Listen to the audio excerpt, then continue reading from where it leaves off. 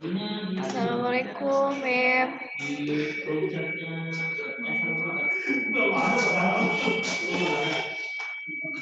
Kenapa suaranya mantul?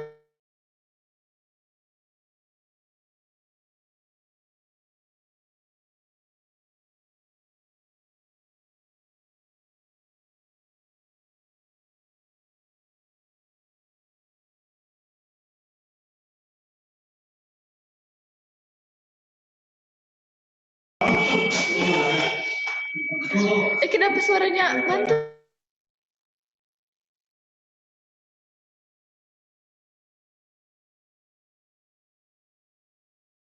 ESA, spread all the wings, live all the pain and make dreams come true. Kenapa suaranya mantul? Takkan pernah lelah untuk mencapai semua mimpi.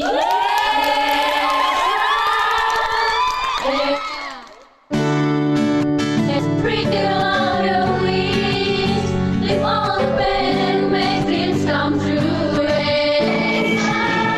Di sini kita bersama. Kenapa suaranya Takkan pernah lelah untuk mencapai semua mimpi.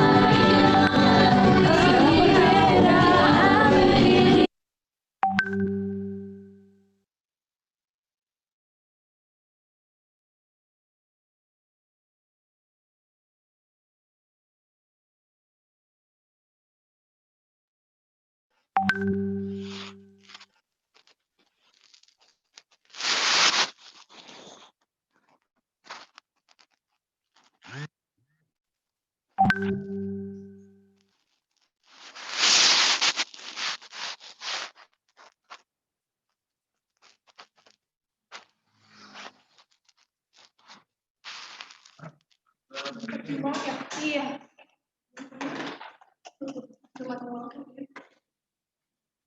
Tes. Tes, halo, halo.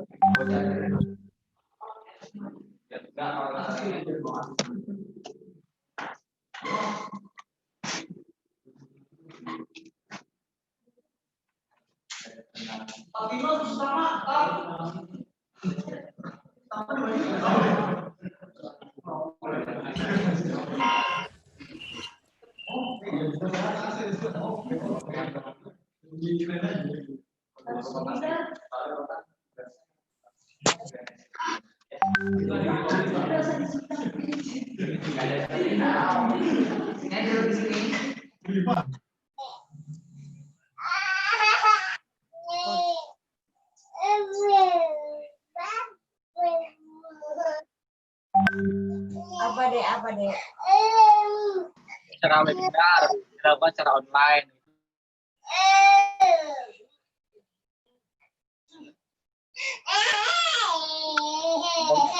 Ya, gitu. Itu punggungnya digaruk-garuk kenapa si A tuh?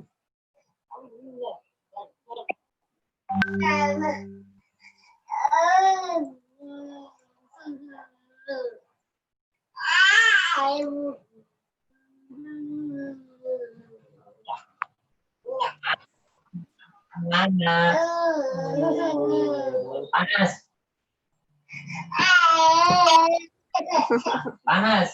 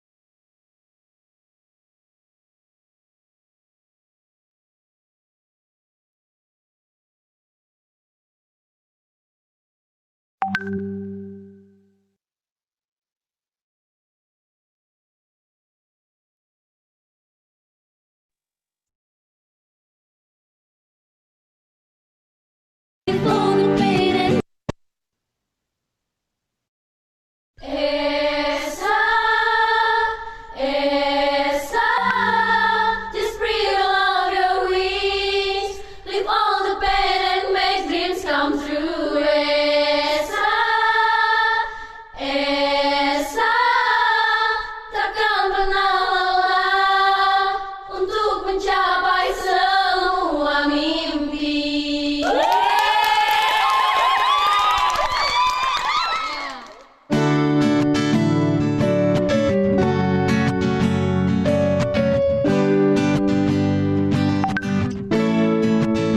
Di sini kita bersama, Jalin rasa, tumbuhkan semangat di hati.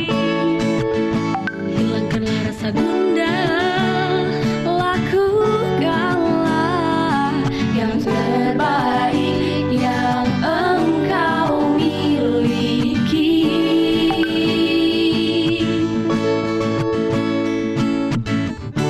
Enjoy your time, enjoy your life. Lakukanlah yang terbaik. kita bisa menyatukan Segala perbedaan kita.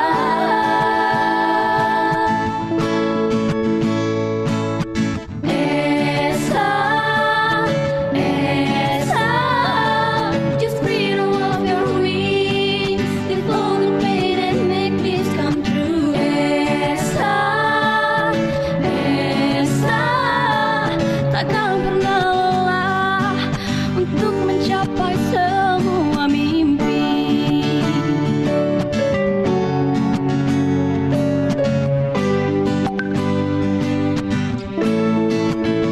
Hilangkanlah rasa gundah, lakukanlah yang terbaik yang engkau miliki.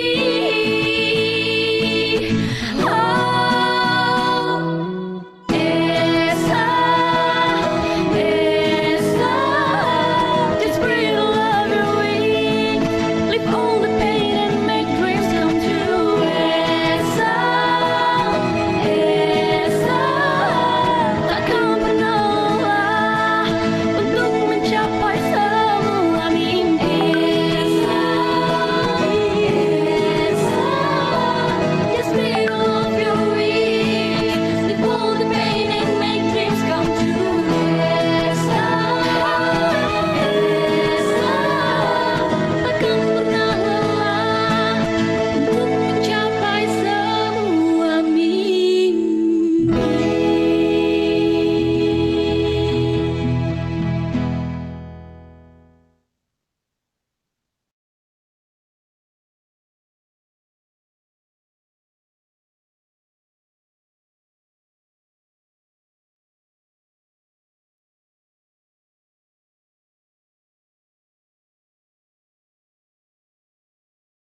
penasaran sama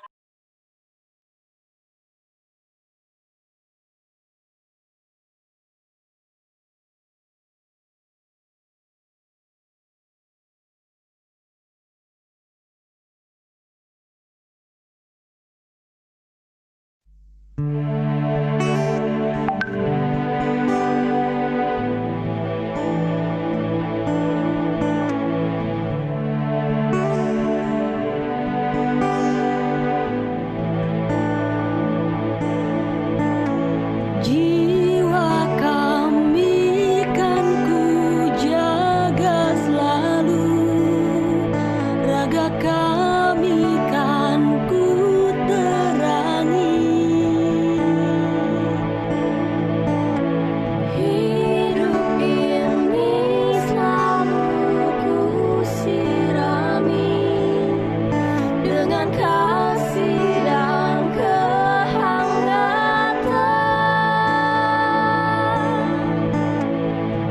Tugas mulia telah menanti, janji kami tak ku ingkari. Tugas mulia telah menanti, janji kami tak ku ingkari. Tuhan berikanlah kami kekuatan, berikanlah kami ketabahan. Tuhan berikanlah kami kekuatan, Esa berikanlah kami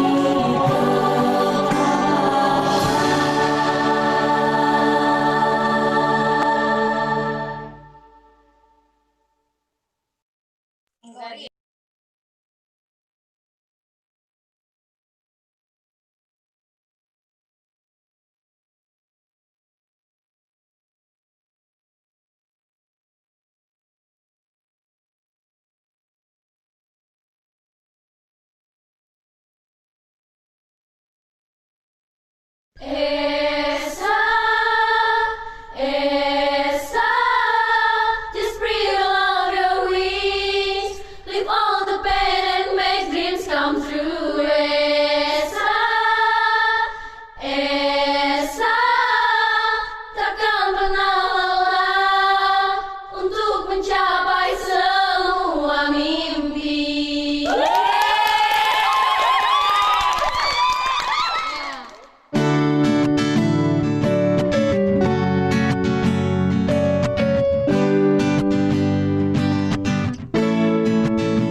Di sini kita bersama, menjalin rasa, tumbuhkan semangat di hati, hilangkanlah rasa gundah, lakukanlah yang terbaik yang engkau miliki.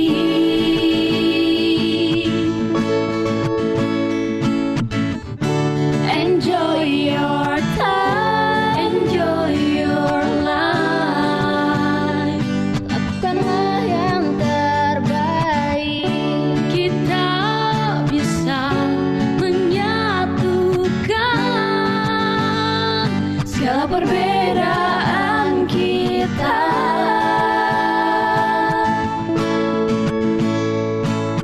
Esa, Esa, just breathe all of your wings, leave all the pain and make this come true. Esa, Esa, takkan pernah lelah untuk mencapai semua mimpi.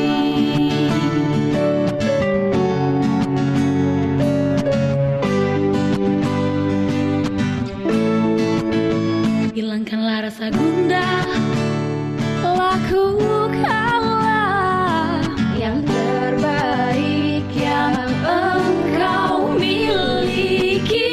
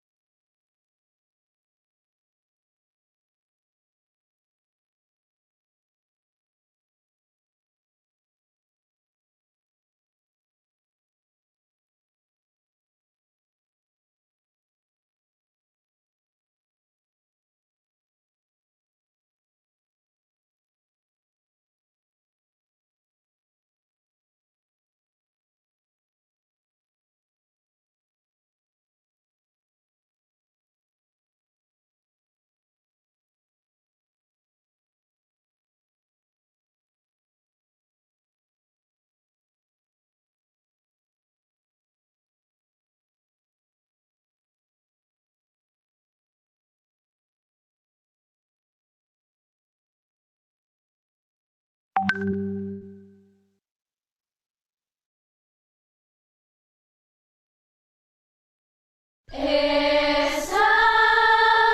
ESA, just breathe along your wings, live all the pain and make dreams come true. ESA, ESA, takkan pernah lelah untuk mencapai semua mimpi.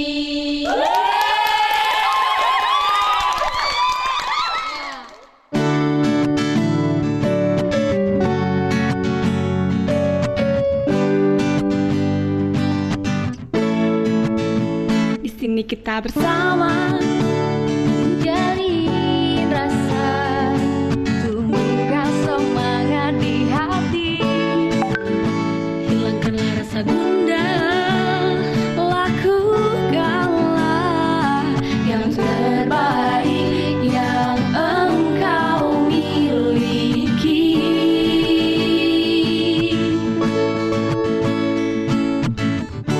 Enjoy your time, enjoy your life. Lakukanlah yang terbaik. Kita bisa menyatukan segala perbedaan kita.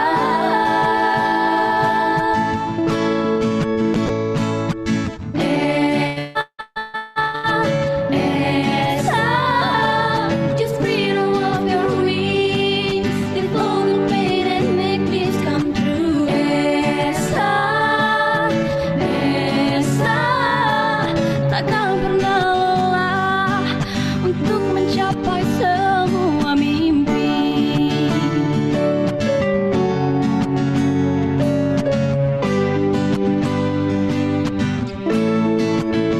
Hilangkanlah rasa gundah, lakukanlah yang terbaik yang engkau miliki. Oh, ESA, ESA, just breathe all of your wings, live all the pain and make dreams come true. ESA, ESA, takkan pernah lelah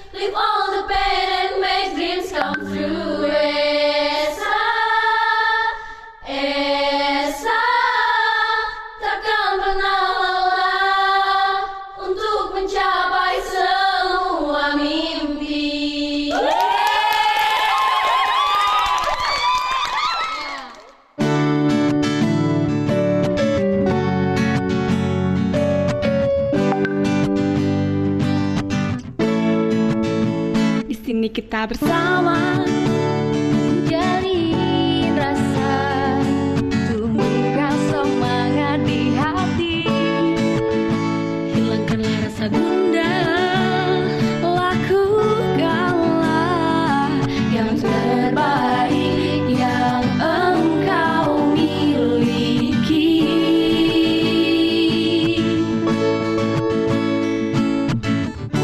Enjoy your time, enjoy your life. Lakukanlah yang terbaik. Kita bisa menyatukan segala perbedaan kita.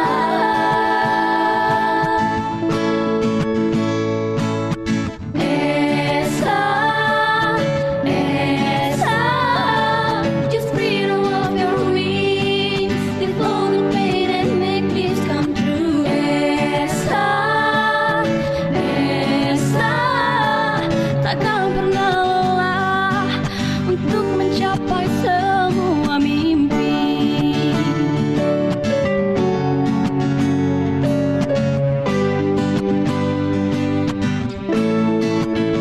Hilangkanlah rasa gundah, lakukanlah yang terbaik yang engkau miliki. Oh, ESA, ESA, just breathe all of your wings, lift all the pain and make dreams come true. ESA, ESA, takkan pernah lelah untuk mencapai semua mimpi. ESA, just breathe all of your wings, lift all the pain and make dreams come true. ESA, ESA, takkan pernah lelah untuk mencapai semua mimpi.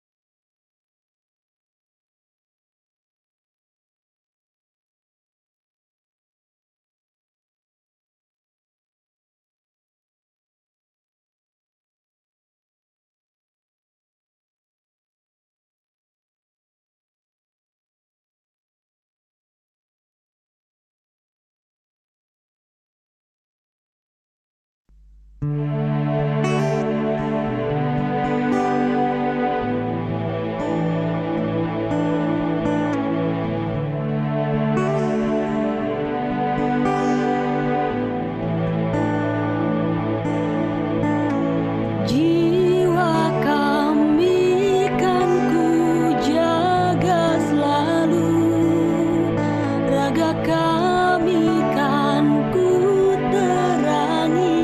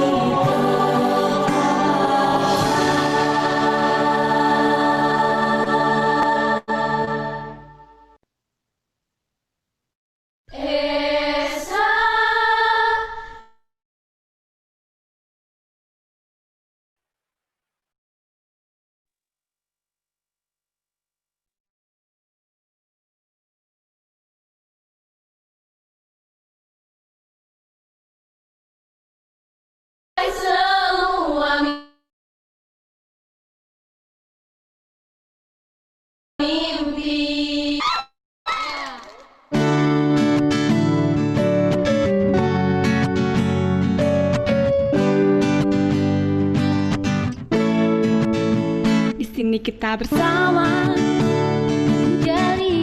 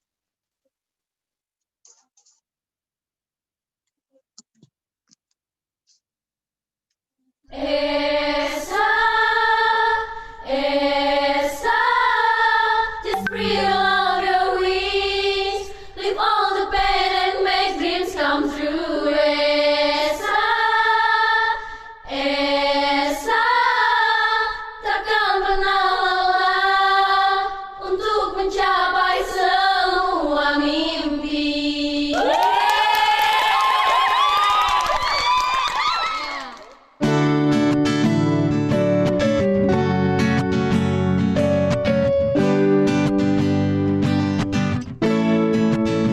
di sini kita bersama menjadi rasa tumbuhkan semangat di hati, hilangkanlah rasa gundah, lakukanlah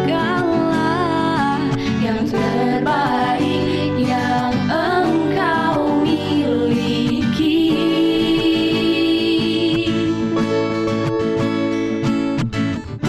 Enjoy your time, enjoy your life. Lakukanlah yang terbaik. Kita bisa menyatukan segala perbedaan kita.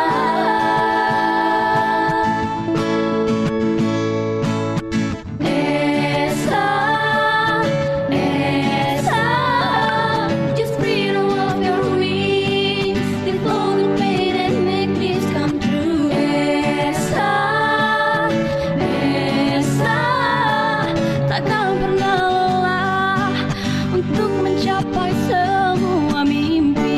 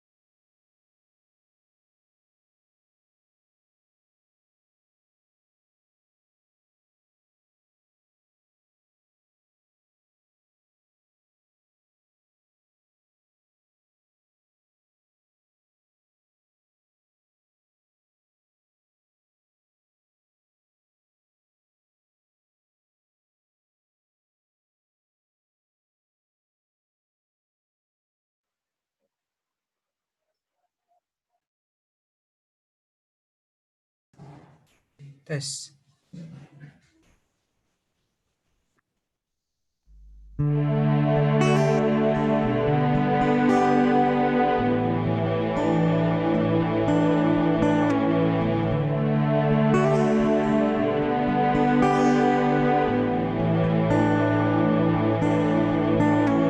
Jiwa kami kan ku jaga selalu, raga kami kan ku terangi.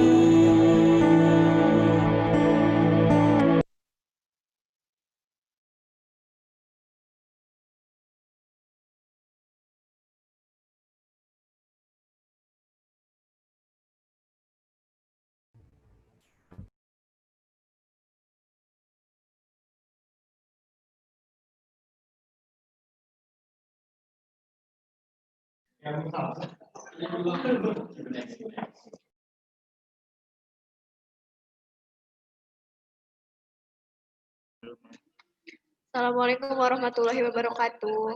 Kepada Mem Dina Rahmawati, selamat datang di webinar sesi 2. Kepada para partisipan, terima kasih udah menyisikan waktunya untuk mengikuti webinar 2. Sembari menunggu materi, kita akan mengadakan sedikit ngobrol-ngobrol ringan aja. Masih menggunakan bahasa Indonesia, tenang aja.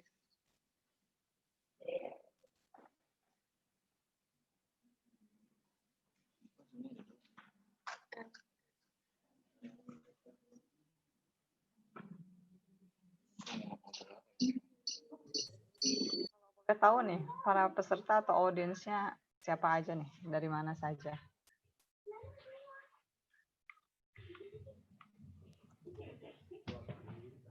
Ya, boleh perkenalkan para partisipan, ada yang mau ngomong gitu, misalnya dari univ mana. Atau yang jauh-jauh gitu, boleh kok dinyalain dulu audio sama videonya.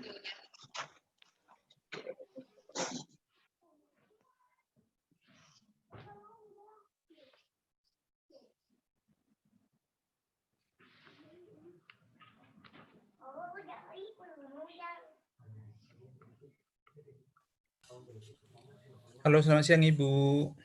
Selamat siang.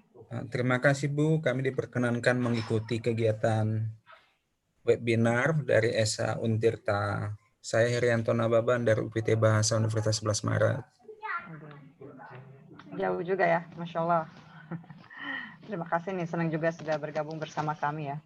Iya, satu pulau Bu. Minggu yang lalu saya terlambat, tidak ikut gabung. Yang Sebenarnya pertama ya.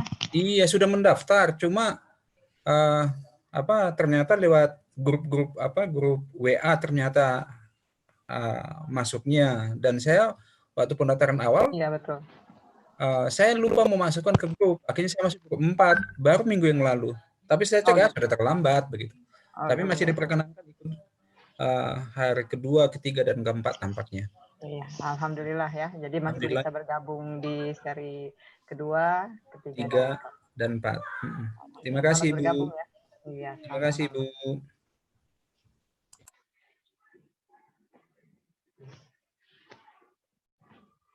Ada yang lain lagi? Kalau host, kalau berdasarkan pendaftaran tidak ada data atau apa gitu, informasi terkait audiens atau partisipan yang bergabung, asal daerahnya atau institusinya.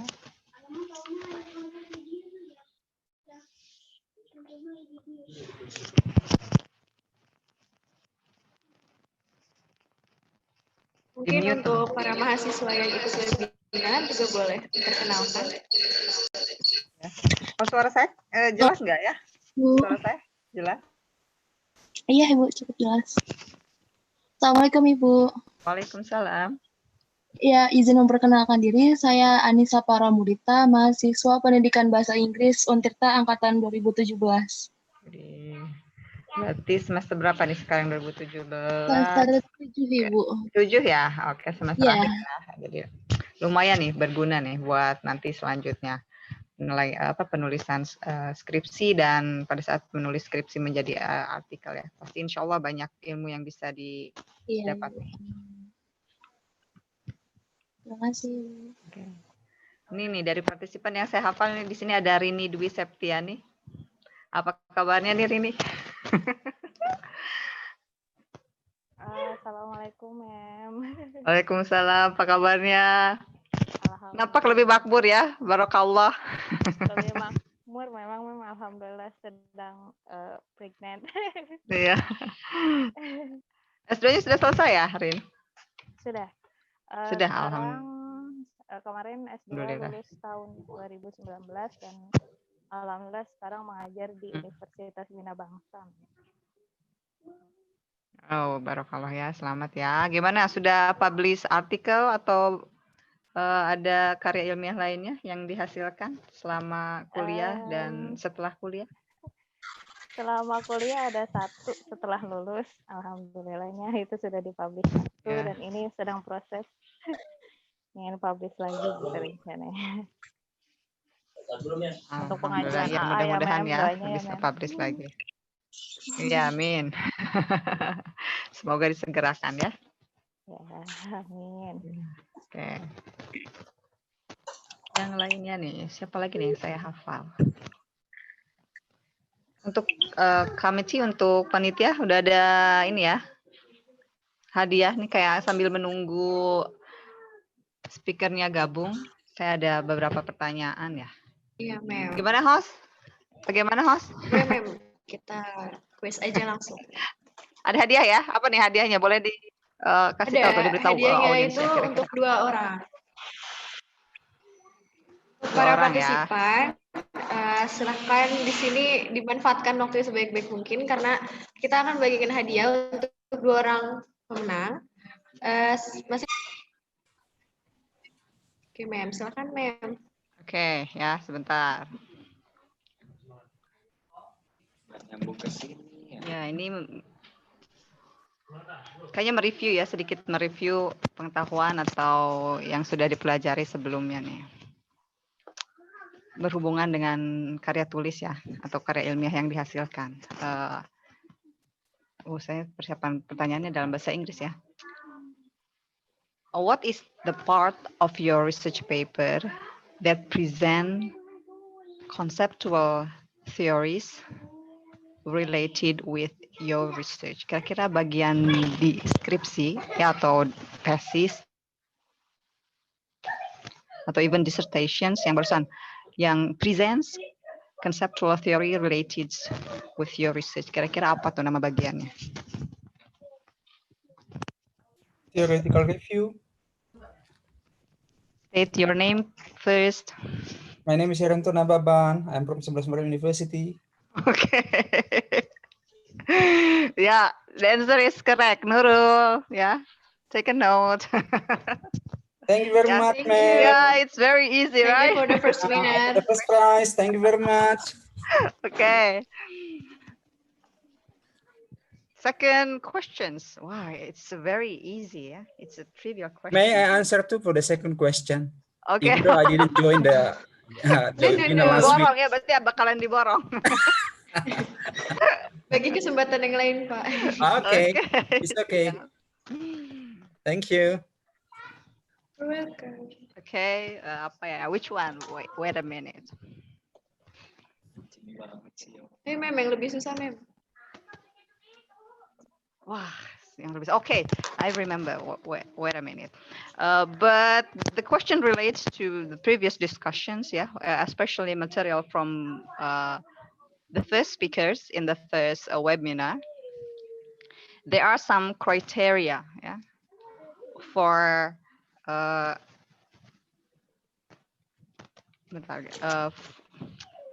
what are the criteria of good research article according to Bapak Udi Samanhudi? I give you the clue, yeah. He mentioned four points related with the quality of research articles. Ya, untuk partisipan yang udah ikut webinar sesi 1. Yeah, Makin Bro besar Maulana nih Hakim, kesempatannya. probably you know. Okay. So what are the answers? I will try. Okay, what's your name? My name is Wahyuni Lestari. Okay, from Trisakti University. Okay. Yeah, what are the answer? Yeah, good paper will move from the general to the particular. And then begin with the context of the work. Move through the statement of the problem being investigated. Third, deal with the empirical or analytical aspect of the work. And the last, develop the discussion and draw conclusion based upon what has been covered in the paper. That's the answer. Close to, yeah, but that's not the answer or the points mentioned by Bapak Udi Samanhud. Yeah, very close, yeah. But you miss some points.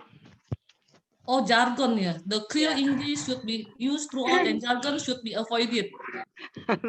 No. I'll tell you later on. Ayo. Participant, not the participant. Ayo, give me your best shot. Or should I move to easier one? Yeah, easier one questions, I guess. Yeah.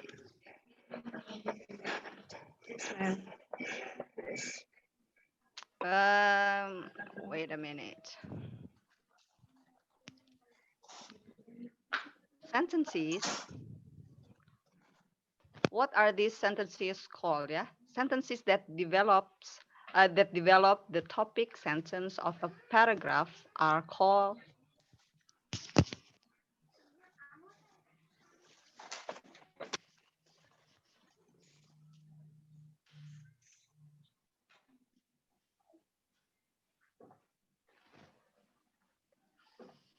Oke, Mem, mungkin boleh diulangin pakai bahasa Indonesia aja, Mem. kalimat. Takutnya pada pusing, Mem. Oke, ya betul ya.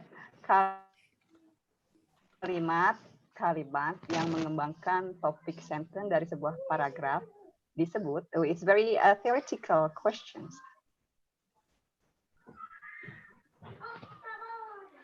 Mohon partisipan. Ya, ini untuk mahasiswa semester 2 nih yang kemarin belajar sentence writing ya. Ayo, disebut apa tuh kalimat itu?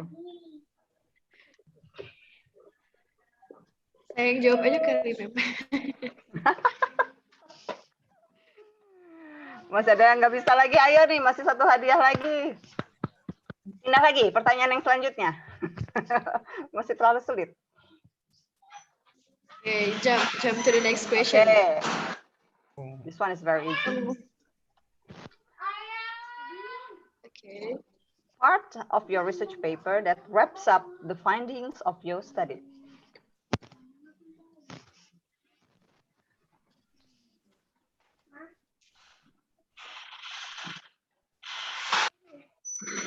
Mungkin dalam bahasa Indonesia lagi, Mem. Takut miss. Bagian di paper penelitian, bisa skripsi juga ya. Iya. Yang kalau gitu langsung ketahuan nih ya. Which wraps up the findings of your study.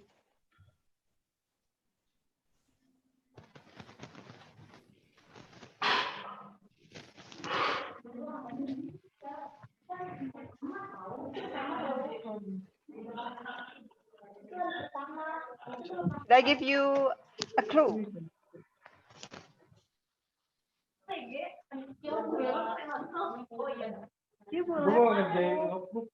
Ayo Maulana Hakim, tadi bisa nggak jawab pertanyaan yang sebelumnya nih, yang kalimat-kalimat ya, yang mengembangkan ide dari topik sentence atau apa bahasa Indonesia ya?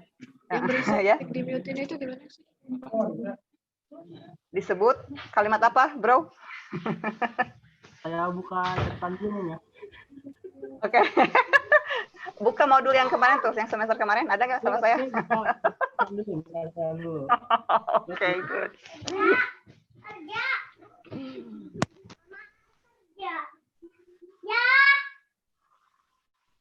Oke, Pada dan Jauhara. Ya, I see from the chat box. Ya, good. Pada dan Jauhara. That's the answer. Ya. So, hadiahnya ya, Nurul Rifa, please. barusan? Dibaca ya barusan. Apa jawabannya barusan? Nurul Rifa, can you read? Supporting sentences. Supporting sentences. Sentences. Good. Kepada dan ini videonya nggak nyala. Mungkin kita mau lihat mukanya. Selamat Pak Dadang. My friend. Ya.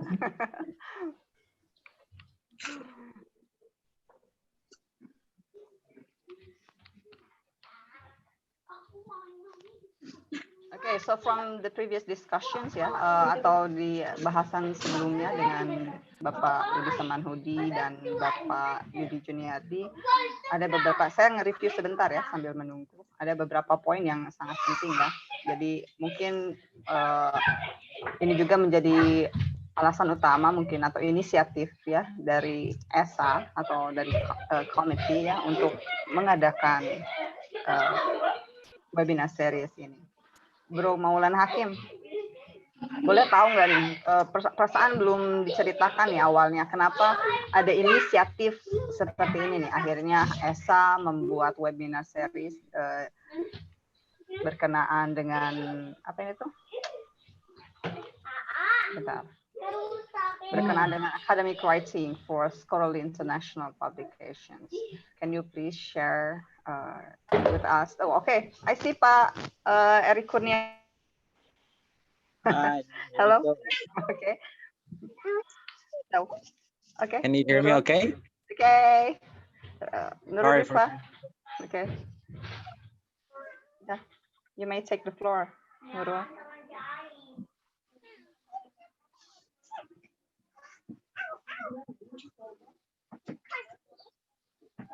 So ya, Mem, ini langsung aja dimulai ya. Ya, please, Nurul. Selamat datang Pak Eri. Oke, baik, kita akan mulai langsung webinar sesi 2-nya. Assalamualaikum warahmatullahi wabarakatuh. Good afternoon, ladies and gentlemen. How's life today? Hopefully, the abundance of mercy and blessings still belong to all of us. Honorable Dr. Andes Pupun Sampurna, MPD, as the head of English Department. Honorable Bro Maulana Hakim Herianto, as the President of English Student Association. Honorable Sis Alivia Gustiarani Putri, as the coordinator of this event. Respectable Miss Dr. Dina Rahmawati, SSMPD, as the moderator. Respectable Mr. Eri Kurniawan, MA PhD, as the speaker. And all the participants whom I love, and special thanks to our media partners, Zetizen, Egers Banten, BMF KIP Untirta, Info.Seminar Nasional, Webinar Indo, College Manifest, Webinar.Indonesia, and Seminar Hunters. So ladies and gentlemen, welcome to the second day of webinar session with the topic, the ins and outs scholarly publication in international journals. Ladies and gentlemen, let me introduce my name. It's Nurrifa Mutia, and I'm here as the Master of Ceremony would like to read the agendas today. Please pay attention. Agenda. The first agenda is opening. The second agenda is stating the rules during webinar. The third agenda is main presentation. The fourth agenda is Q&A session. The fifth agenda is closing. The first agenda is opening. Let's open our agenda today by saying Basmalah together. Bismillahirrahmanirrahim. The second agenda is stating the rules of webinar, which will be read by me as the Master of Ceremony. Please pay attention. 1. Participants are not allowed to distribute the link provided. The organizer will recheck each participant who entered the Zoom room. 2. Participants could enter the webinar session at least 10 minutes before the event starts. 3. Participants are not allowed to turn on the audio and video features during the webinar for the sake of mutual convenience. 4. Participants could send questions via chat box or use a raise hand feature in the participant box. The moderator will turn on the mic of the participant who want to ask using the raise hand feature. 5. Participants are not allowed to speak disrespectfully during the webinar session. If a participant violates the rules, the moderator will immediately remove the participant from the webinar room. 6. Participants are requested not to leave the webinar room until the moderator asks to leave, because there will be some information on how to get an e-certificate and webinar material. 7. For those who are not registered, they may still be able to follow the live streaming on YouTube or watch the recorded webinar via YouTube platform on the name channel ESA Untirta. 8. Participants who have registered but do not attend webinar will not receive a certificate and only receive a webinar material. Please stay focused because there will be a short quiz from the speaker. Hopefully all the rules was clear. Jump to the third agenda is main presentation. Before going to main presentation, I'll read the CV of the moderator of this session. Name, Dr. Dina Rahmawati SS MPD. Date of birth, December 6th, 1982 in Bandung. Address, Komplek Metro Cilegon, Cendana, Cilegon, Banten. Job, Lecturer of English Department in Sultan Ageng Tirtayasa University. Educational background, Bachelor in Universitas Pendidikan Indonesia, Master in Universitas Pendidikan Indonesia, Doctor of Philosophy in Universitas Pendidikan Indonesia. Life motto, just do the best, God will do the rest. Without waiting for too long, please welcome Ms. Dr. Dina Rahmawati SS MPD. Okay, thank you very much for the introductions and opening, Nurul Rifa Mutia. Okay, Yes. I will get to the point. Okay, in the name of Allah, the most gracious and merciful, good afternoon, everyone. Praise be to Allah for all the blessings so that we can be here today in a very valuable academic forum. The Honorable, the Head of English Department of Untirta, Bapak Dr. Andes Pupun Sampurna, MPD, the respectable the speaker, Bapak Eri Kurniawan, PhD, and the presidents of ESA Untirta, Maulana Hakim, the committee, and all the audiences. Welcome to the second series of English Students Associations of Untirta's webinar series on academic writing for scholarly international publications, with the sub-discussion today, the ins and outs of the scholarly publications in the international journal. In the first webinar, we discussed how to transform final papers into publishable research articles. Some essential points can be resumed from the discussions. It is getting to know the anatomy, the contents of each part of a research article, along with the knowledge of coherence, organizations, relevance, and clarity of ideas formulations is fundamental to develop a good quality of research article. It is extremely essential to note that passion of writing is an inseparable part of the academics. And then nowadays, a shift of academics acknowledgement has required academics not only to have a high academic degree, but also to have high ranked H index or Hertz index, which measure the productivity, the citations impact of the authors or researchers' publications. This trend has led all academics to write and publish research articles to be published in international index journals. To know further the ins and outs of scholarly publications in international publications, international journals, we are going to invite Bapak Eri Kurniawan to share his ample experience in international publications. But firstly, allow me to read his short curriculum. Bapak Eri Kurniawan, PhD, is currently the head of English Education Study Program of Universitas Pendidikan Indonesia. He earned his bachelor degree from English Education of UPI, and then magister and doctoral degree on linguistics from the Iowa University, USA.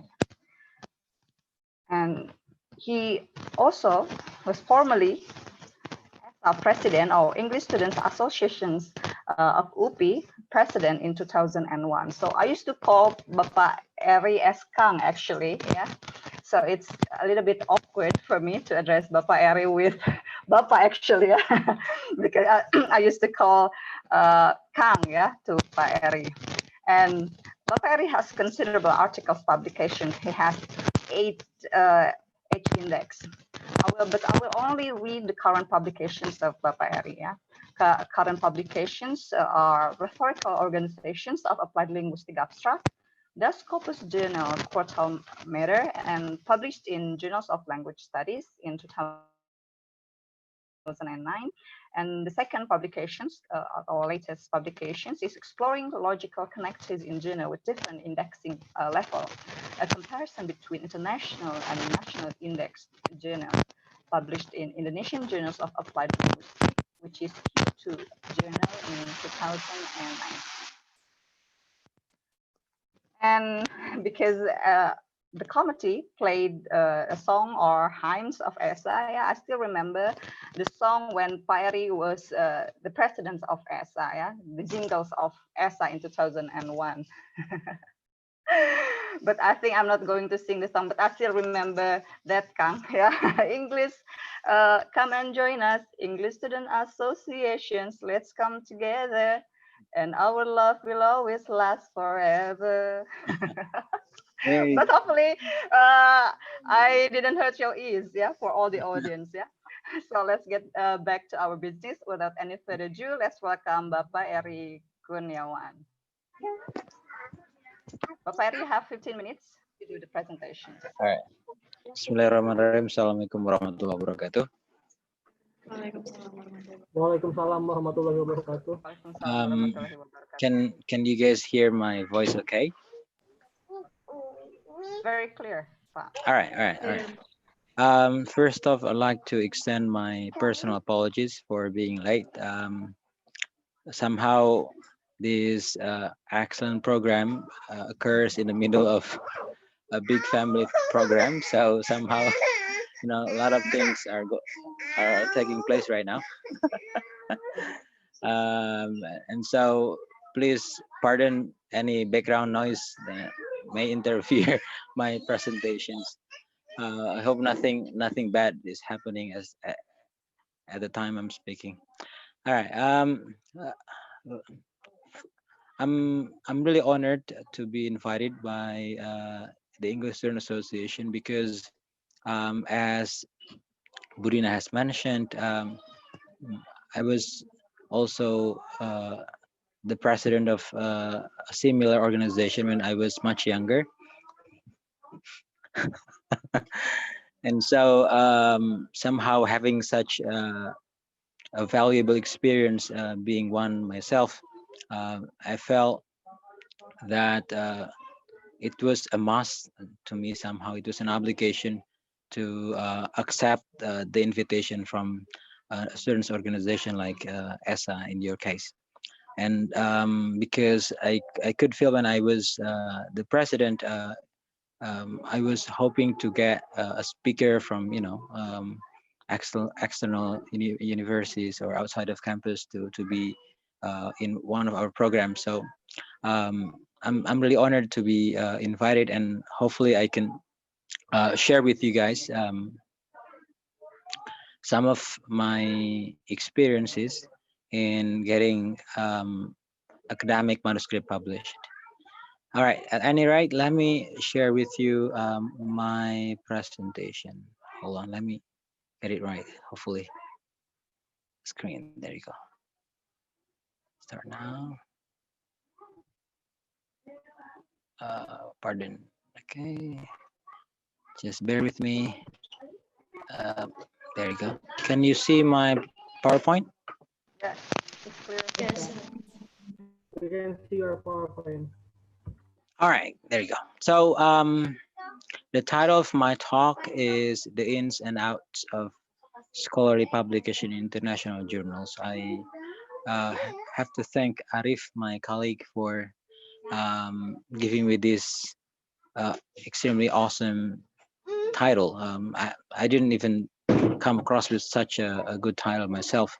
But hopefully this title is not as like I feel burdened to really share what it's all about because I'm still learning myself, and so basically what I'm trying to present to you today is um, some ways of going about publishing our um, manuscript in international journals. That's my email address, ericorn@gmail.com. Sorry for the wrong display. And then my Instagram account, ericorn. So hopefully by at the end of this presentation, my Instagram followers will be increasing. Okay. um, and thanks for the nice introduction by Ibu Dina. So I'm currently a teaching lecturer at Universitas Pendidikan Indonesia. I also just handed over the presidency of Indonesian Association of Applied Linguistics, or ALTI, a couple of days back. I served as the president as of 2014 up to 2020. I'm also a reviewer and an editor of Scopus Index Journal, published. Berapa, Jeng? Jeng, berapa ya? Kerjaan tuh pasti.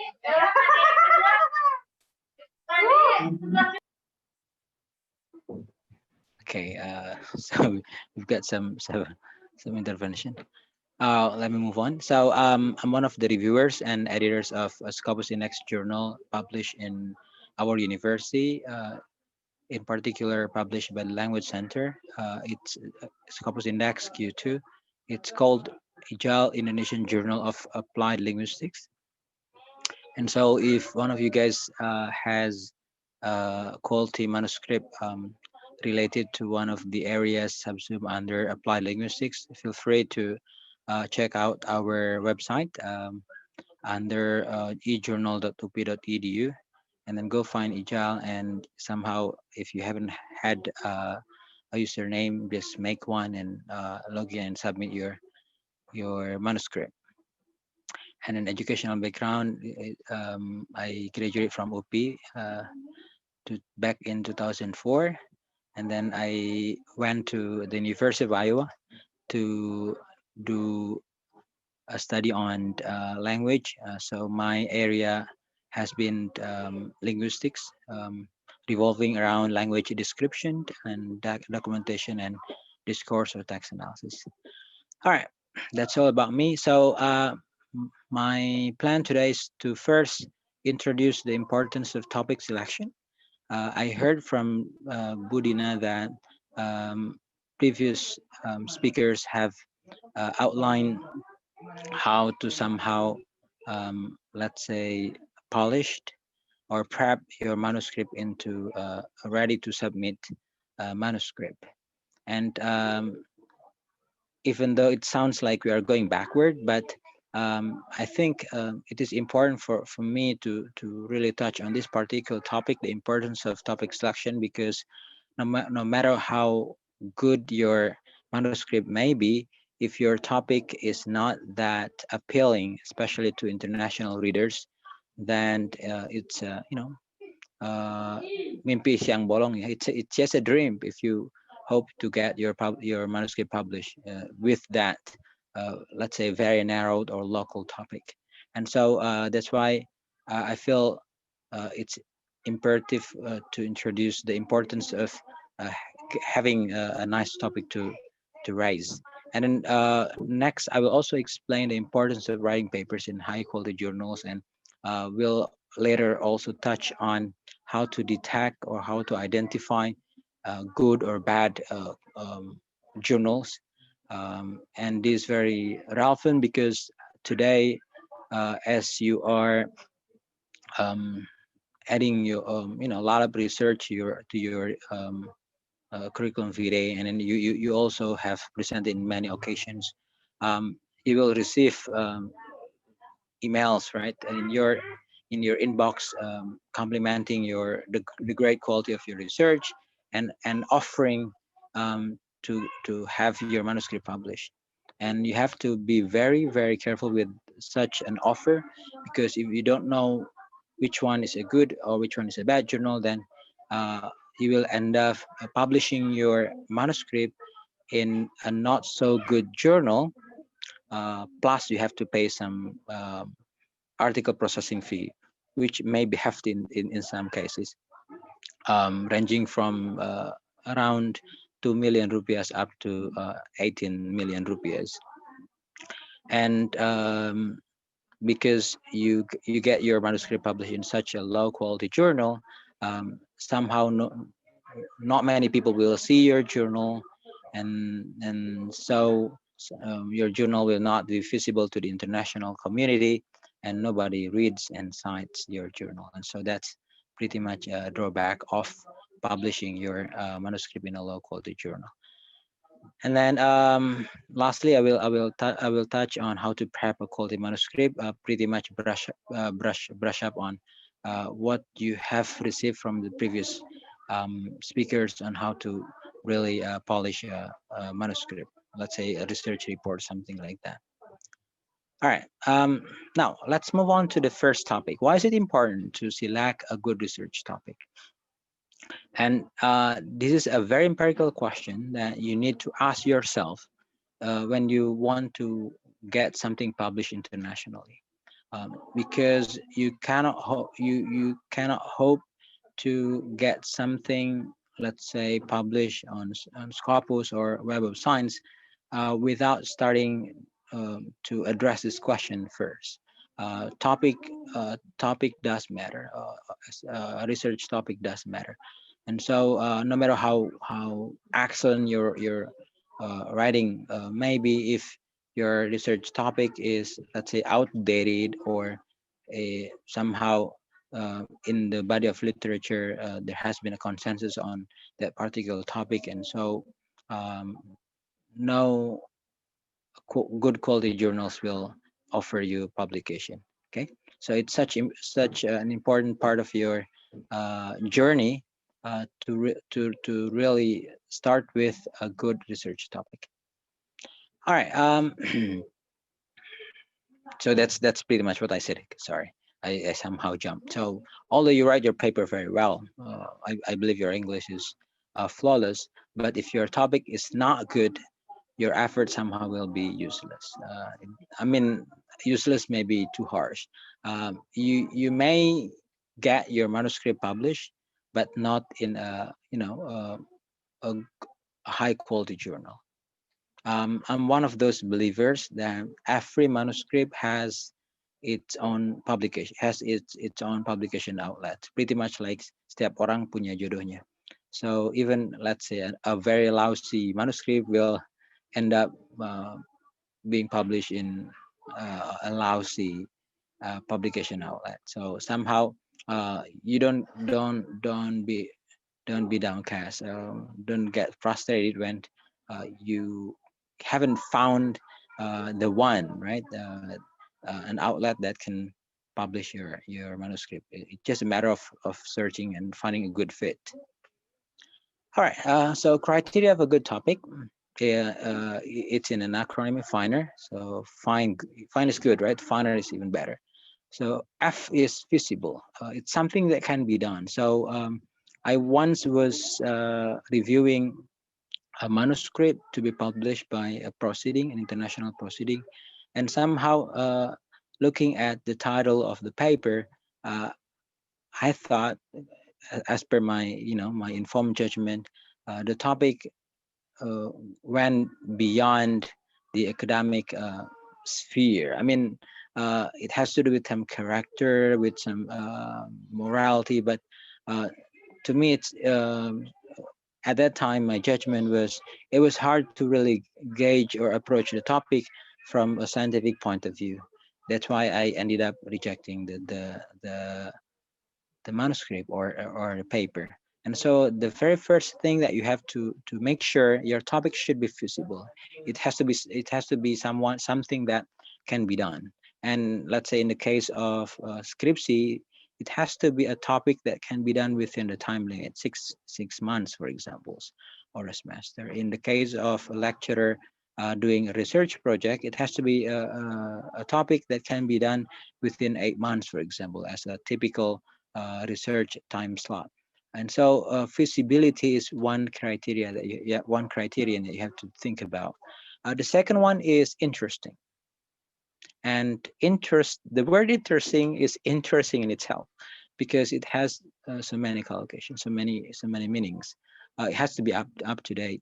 So you have to make sure that it's a topic that when people look at that topic, let's say on Google Scholar, for example, or on Elsevier or on Scopus, for example, the topic is still being talked about by the scholars in the field. Plus, the topic has also uh, has to reach a wider range of audience. So it it is neither local or nor too narrowed. So for example, if you are into a classroom action research, for example, it's so narrow, right? Because the context is your own classroom. But you can pretty much shift your perspective of presenting your research.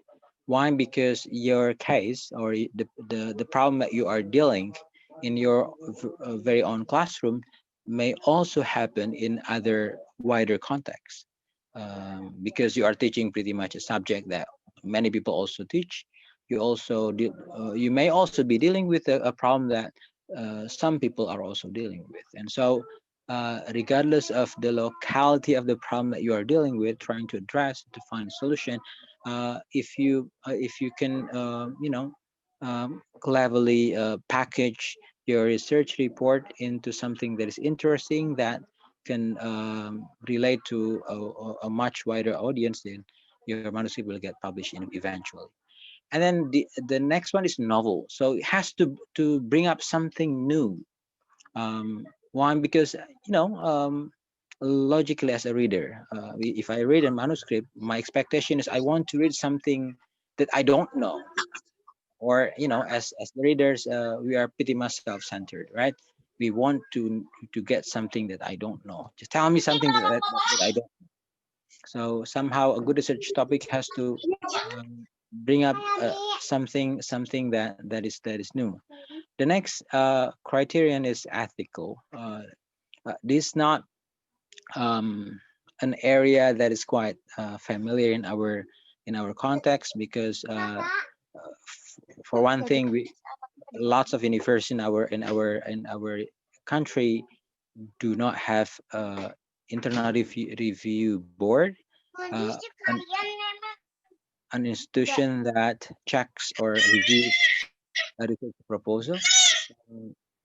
Secondly, some of our researchers are quite, not to say ignorant, but perhaps they don't know how to conduct research ethically. But in the current trend of publication, I've seen that if you want to get something published in some high quality journals, you have to make sure everything is ethical. The way you collect the data, the way you present your data, the way you present your informants, whether research consent has been conducted and informed to the informers, for example, and the journal publisher will ask you for that. So somehow before, if you don't know about this for now, or you haven't done any of those ethical procedures of doing your research, before you submit something to a journal, make sure you have to do some little research about the journal. Does the journal expect you to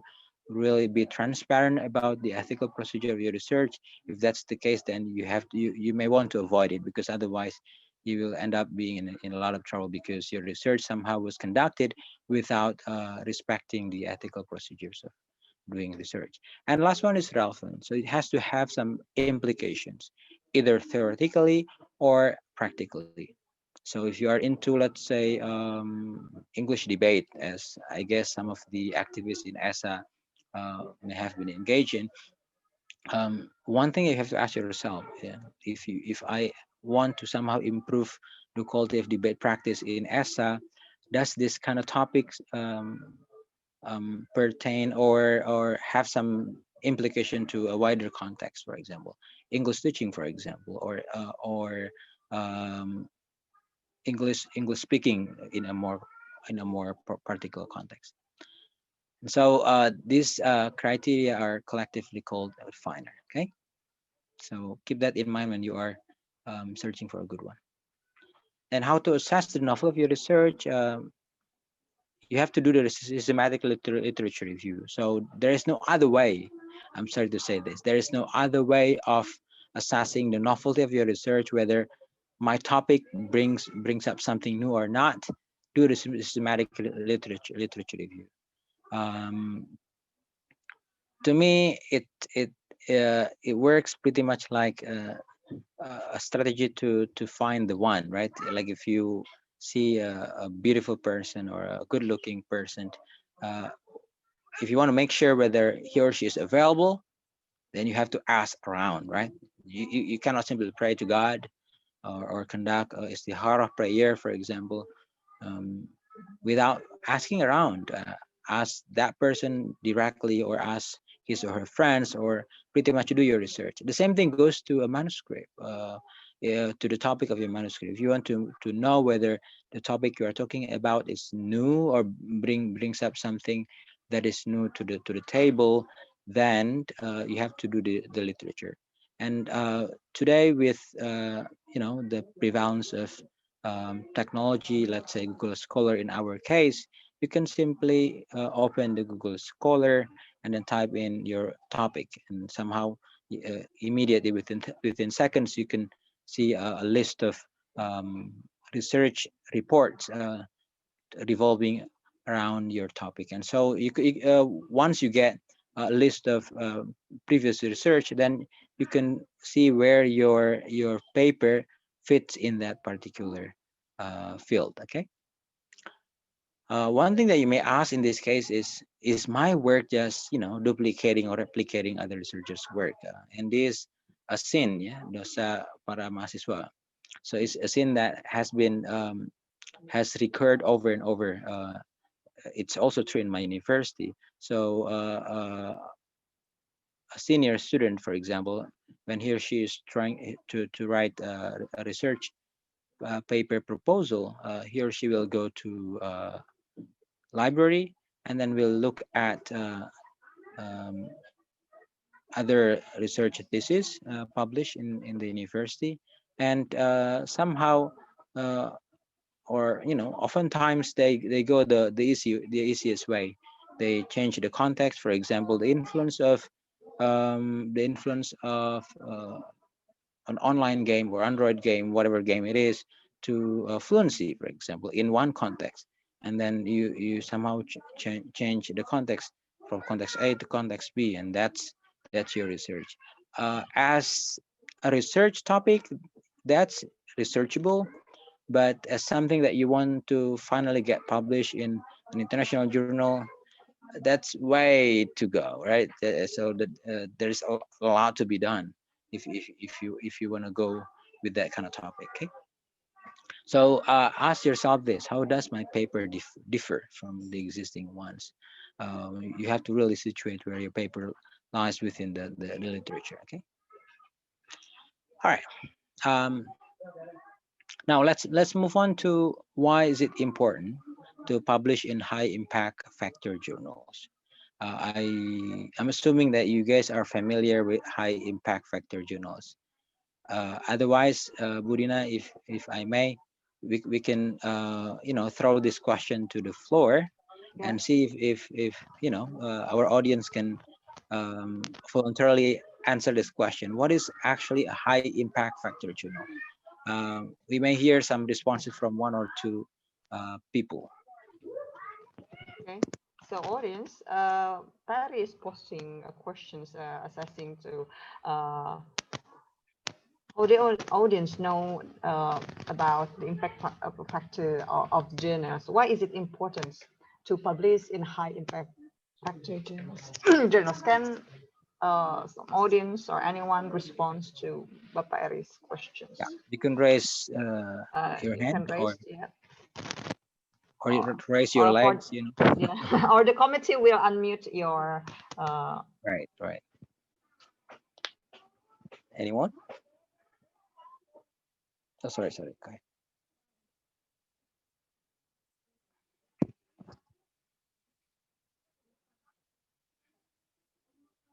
Come on, guys. I hope not all people are sleepy,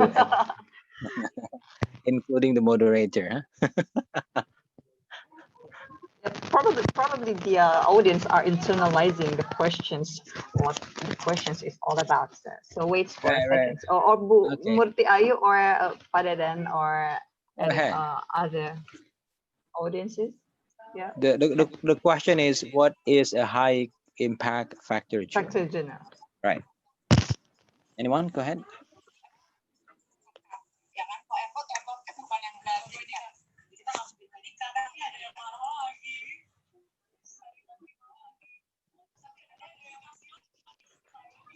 Come on. Yeah. Can anyone? No, if no one answers, then I will ask the moderator or the MC. Okay. So you wanna be ready? I'll answer the questions right away, I guess. One of the audience. Let me wait. How to see the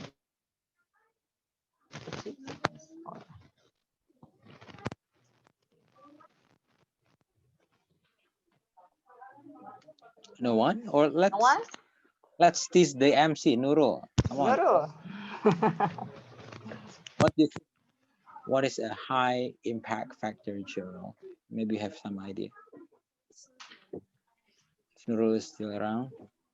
Yes, I am, sir. Yeah, go. Try.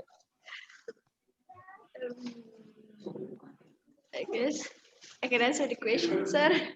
Sure, you can do it. Go ahead, go for it. Oh, wait.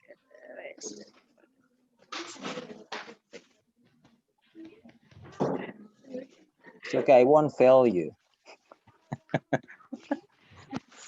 Budina, man. Come on. Yeah, I can. Go ahead, go for it. Wait. I can hear Adu. You are too honest, Nurul. Come on, Nurul, go ahead. What do you think?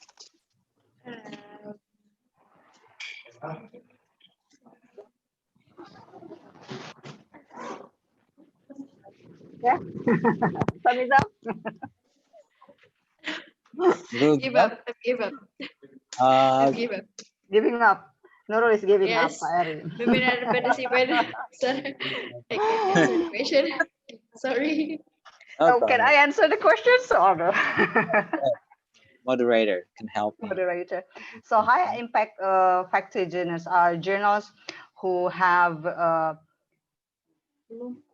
cited or selected articles who have high level of citations,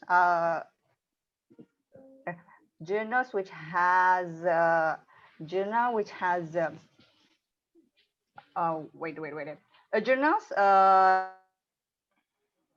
has a high level of citations or selected article are cited within the last few years. All right. Or a simple way, or should I? Why is it so difficult to explain? Well, I guess Budina is being. May I? Go ahead. Go for it. Yeah, go ahead. Well, my name is Herantuna Baban. What's your name? Pak Heru? My name is Herantuna Baban. Give up. Okay, go ahead. Give up. Giving up. Nurul is giving Yes. up, Pak Erin. Pimpinan partisipan, sir. I can't answer the Pak question. Heru, go ahead. Well, Can I answer the questions or no? whose turn is it? My turn or the others? Moderator. So high impact factor journals are journals who have cited or selected articles who have high citations, journals which has journals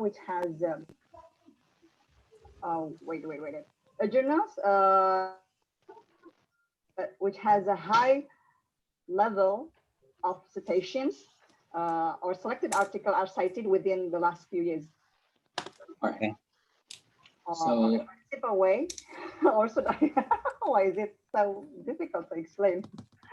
I guess Budina is being. May I? Go ahead. Go ahead. Go first. Yeah, go ahead. Well, my name is Heranguna Baba. What's your name? Pak Heru? My name is Heranguna Baba. Okay, go ahead. Give him up. Zoro is giving up.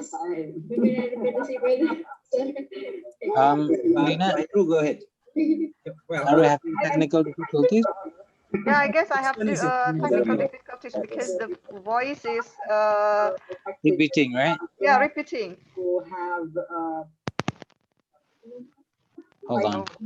or selected article.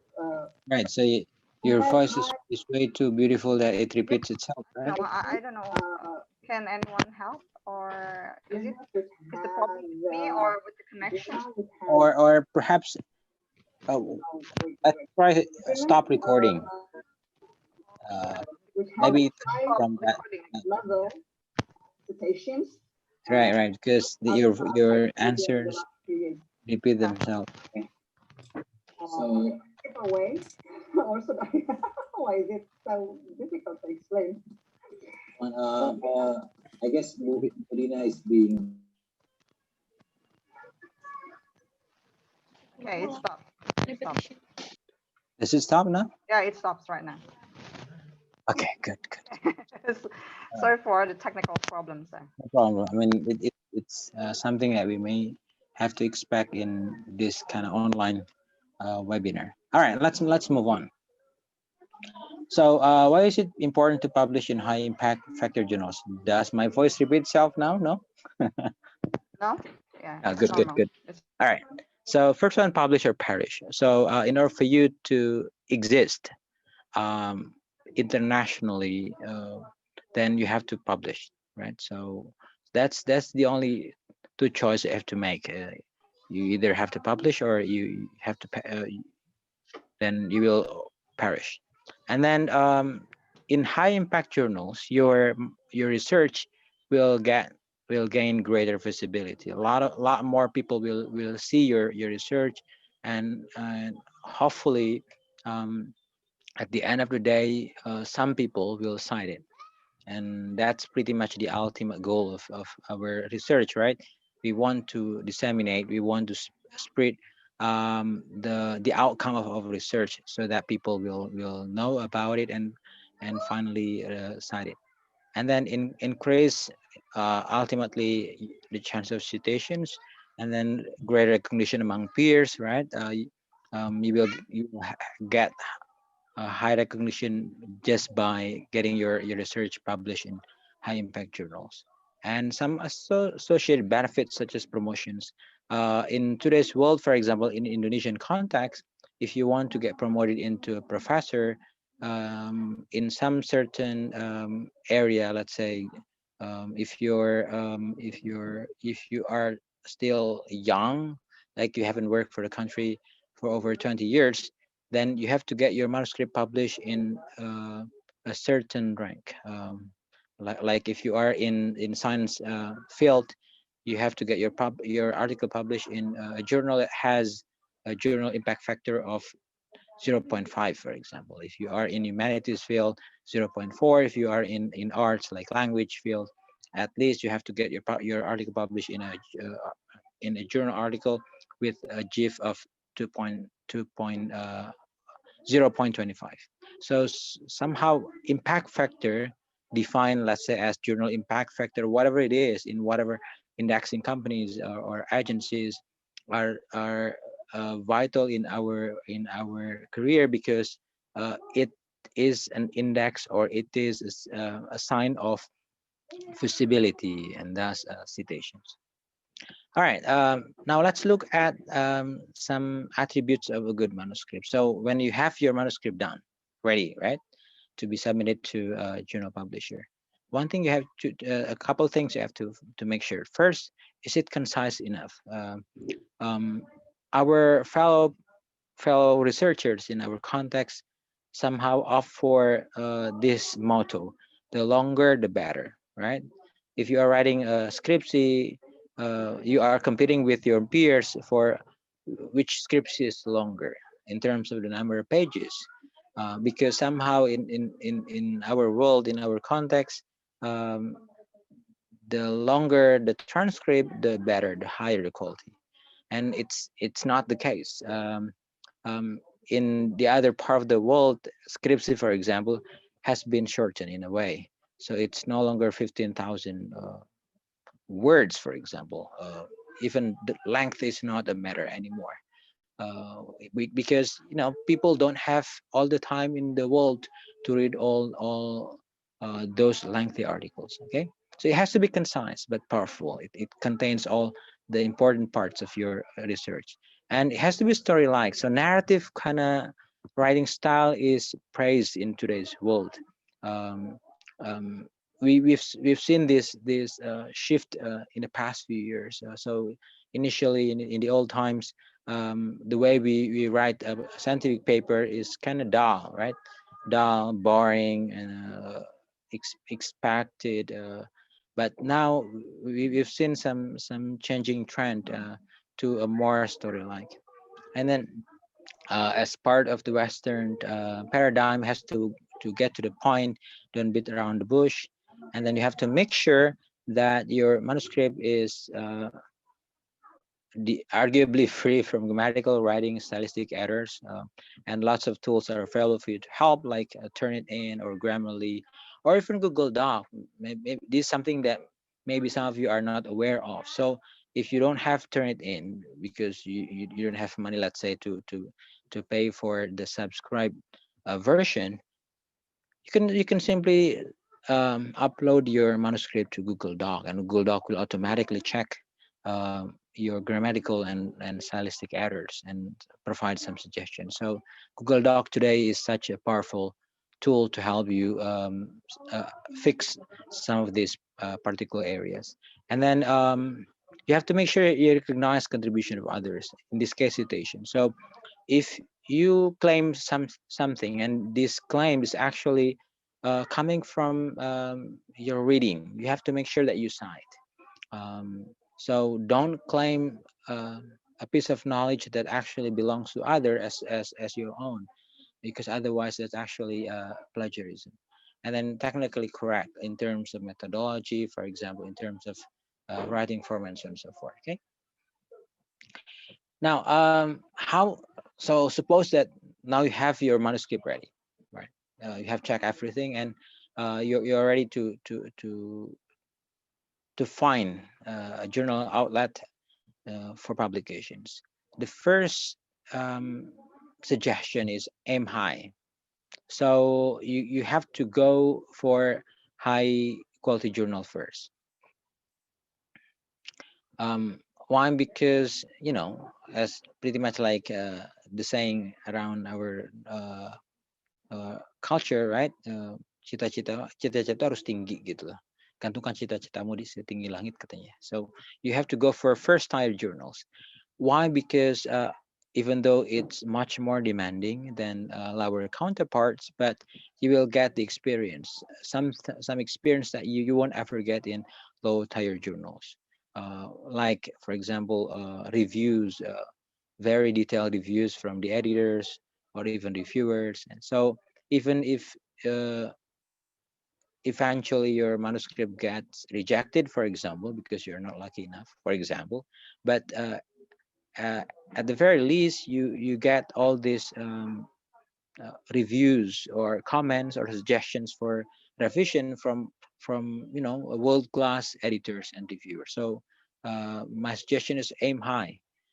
Later on, then you may lower your journal. So if you have submitted your article to Q1 Scopus Index Journal, for example, it gets rejected, and then you revise and go some more rounds of checking, and then go for Q2 journal and so on and so forth. Okay. And the second one is you have to decide your target journal before writing.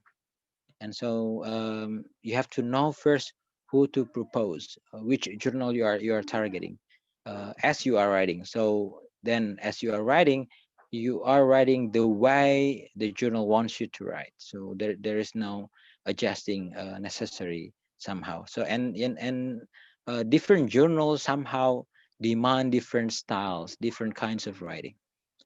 So even though academic world has some standards, but these standards vary across journals, especially when it comes to writing styles. And then another thing, you have to prefer or to find journals which publish similar work or a similar line of research. So if somehow uh, a journal publisher comes to your inbox saying that you are a prominent expert in your field because we have read your publication in this conference and that conference, blah blah blah blah blah blah, go check the journal website and see what kind of work the journal publishes. If the journal publishes a lot of different work, a lot of different lines of research, then you'd better avoid it. Why? Because you won't get as much detailed review, and you won't get as let's say expert or very academic readers in your field. And so somehow at the end of the day, your article will get much fewer audience. Okay. And then how to find the impact factor or rank for a journal. There is a lot about there. Journal citation report is something that you can check. ISI, for example, Thomson Reuters, and then SGR also, Scopus. You can simply go to their website, and some other reputable organizations like ERA, ABS, and so on and so forth. So you just Google first and go find some reputable um, organization that really work around journal impact factor, and go check the journal, because some colleagues that I know have run into this problem of getting their manuscript published in a journal, which is arguably Scopus index, and it is indeed in the Scopus uh, index, and yet somehow the citation is so low, and the journal is um, exercising some journal business that may be questionable. So maybe in the next 1 or 2 years, that journal will be removed from Scopus, because some journal procedures have been bypassed, for example. All right, now another thing that is interesting about journal. So as I said before, you receive some emails, right, complimenting you of the great quality of paper that you have presented in one conference or something like that, and then promising you for the so-called fast or speedy review. But then if you read the email carefully, they will say something about fee, affordable fee or low fee and something like that. And you have to be careful with that kind of journal. Why? Not because they charge fees, but because I believe uh, the ultimate goal of their business is to do the business, to do the commercial, not the business, the journal part of the industry, but more of how to reap as much money from the authors as possible. And so they don't care about the quality of the manuscript. They don't care about the all the steps that the manuscript has to go through. All they care about is you submit the manuscript, and then they will somehow do just little editing or little layout, and then get it published and ask money from you. So some journals does charge fees. Most don't, or I cannot say most, but some don't, I guess. But reputable publishers usually have two options: open access and non-open access. If you go for an open access, you have to pay. Why? Because the publisher needs some money to run their business, right? and so it's your obligation to pay for them, so then they can keep running their business, and they will provide free access to the readers. But for the second option, non-open access, you don't have to pay to the publisher, but your readers will have to pay for every single time they want to access your journal. Okay, so some journals charge fees, and it's not something that you have to be worry about, because it depends on the field, depends on the journal, and so on and so forth. So just because the journal charges fee does not mean that the journal is not good. Okay, but some predatory journals somehow charge fees, and they do so because the ultimate goal of their work is to, to reap as much benefit, monetary benefit from you as possible. Sorry for interrupting, Pak Eri. You Right. have 5 minutes to finish the All right, presentation. sure. All right, and then deciding the journal for publishing. So it all depends on you whether you want to go free or not. And then some points to be considered before publishing. First of all, target audience. So whenever you have a manuscript ready, check out the journal website and see what kind of topics does the journal publish, or does the journal accept, and then see the kind of audience. In you can check who, like, if you go for high impact journals, it is a guarantee that they have a wide range of audience, and in so somehow your manuscript will be widely visible. But if you go for a new journal, the audience may be much more limited, and the kind of readers that you want to expect may not be there. Okay, and so target audience is one of the considerations. And then access or open access or subscribe, impact journal, and probability of acceptance. Today, Elsevier has the service of Journal Finder. So you just have to go to their website and then submit your abstract with some keyword and some other options you have to make. And then they'll give you a list of journals that with the probability of acceptance and review time and so on and so forth. So um, in today's world, somehow things are much easier than they were in the past. Okay, so how important are stations? It's very important, because it somehow indicates that you are recognized, right? That people are reading your work, and people are using or somehow developing your research. Okay, and I guess I'm going to the last part. So writing, somehow key to some writing skills. There is no shortcut. I'm sorry to say that. So you have to keep writing and writing. Okay, and then you have to, when you are drafting, just free write. Don't worry about structure. Don't worry about grammar. Put that aside, and then go find a journal that you want to make it as a template, and go find the paper that you always cite, for example, and make it as a template. Just remove the content and make it as your own format, and that will help you a lot. And keep writing concise, so don't aim to write a lot or long, right? And then make sure that you express your enthusiasm. So you cannot express your enthusiasm if your research is not something that you are passionate about. So that's something that's important. Okay, um, and then when to write a draft of manuscript. As you are doing your research, start your writing. Don't postpone till the end of the research, because much will be gone. For example, the dynamics of the research. If you are not a good not a good writer, if you don't keep up with all the documentation of your research, then much will lose as you are writing after your research is done. And then write drafts. So don't be pleased when your first draft is ready.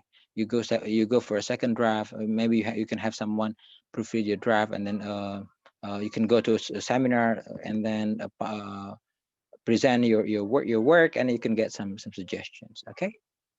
I guess finally, so since a manuscript or a research paper is such a huge piece of work, there is this saying, "Eat an elephant bit by bit." So you cannot write a paper in one sit. You can start with the methodology, because that's arguably the most straightforward, and then go to research findings, and then discussion, maybe conclusion, and then you go to literature review and background, finally abstract and title. Okay, so you start with the easiest first, and then most difficult later. I guess this something that has been talked about by previous speakers, right? And final step is revision proofreading. So don't ever get or submit your paper without making sure that it's been revised and proofread, because uh, although you may have a good quality of research, if there are too many errors in terms of grammar or writing styles, most likely the editors will reject it outright. Okay. All right, that's it, I guess. Thank you so much. Hold on, let me stop sharing.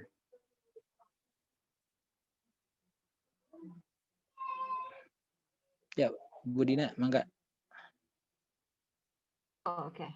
Thank you very much for very interesting presentations, Bapak Eri. For the audience, you can post the questions directly in the chat box. Okay, while waiting for the audience to post questions, I also have a question, Pak Eri. As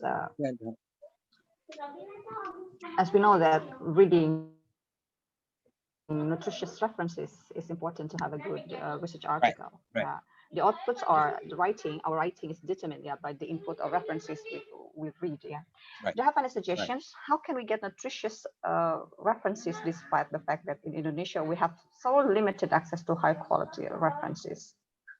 Okay. I beg to differ, though, for your last statement, because in this electronic world, we can now access a lot more, material. Uh, uh, it was in the past. Back in my day, for example, I had to go to the library, right, and then I have to write by my hand manually the reports or the books that I found from the library, and the books are pretty much old in terms of publication. But today, you can get, let's say, a book published by a scholar uh, the other day, just in a matter of minutes, right? So a lot of freely available sources, electronic sources, are easily accessible in today's world today. Um, the question is more how to make the best use of all those resources, so that you can, pick out the most nutritious one as your input, in hope that you can get the best output, right? And you're right, it is impossible.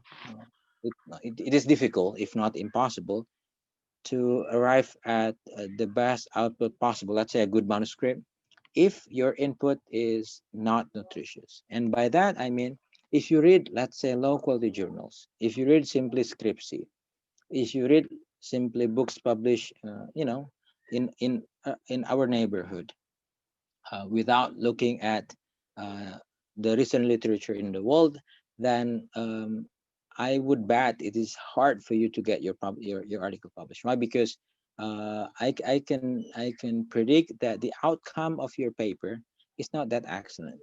Why? Because perhaps the perspective is a bit too narrow, too local, right? The discussions are not that rich, for example. And so one easy source that you can make best use of is Google Scholar, for example. So Google Scholar is such a free and powerful tool for you to use. The trick is you have to really know what to look for. So for example, if Budina is into let's say teachers belief, let's say, yeah, teachers belief in using games in teaching English, for example. If you don't know which keywords to use in Google Scholar, you will get lots of sources that may lead you astray, because you will be swamped by too many sources that you cannot handle how to read. And so one thing that you have to do is you have to find the right keyword. So and by having the right keyword, you will get the right references, right? And then the second thing is something that I often do: go find the in Pawili Renandia's term, big players. So for example, in descriptive linguistics that I'm subscribing to, I'm let's say a great grandson of Chomsky, and so I always try to find Chomsky's recent works and his followers, to make sure that I'm following the trend. I'm following the steps of the art. And so when I somehow see a problem in my own surrounding, and somehow I want to look at it from a Chomskyan perspective, I have a more recent, a much richer, and let's say in your term, nutritious perspectives. And so my paper will be let's say more nutritious than than it is. So two things: you have to experiment with the keywords, and because it's an electronic search, and so somehow a more specific keywords in your fields, the more appropriate sources you will get. And the second one is go find big players.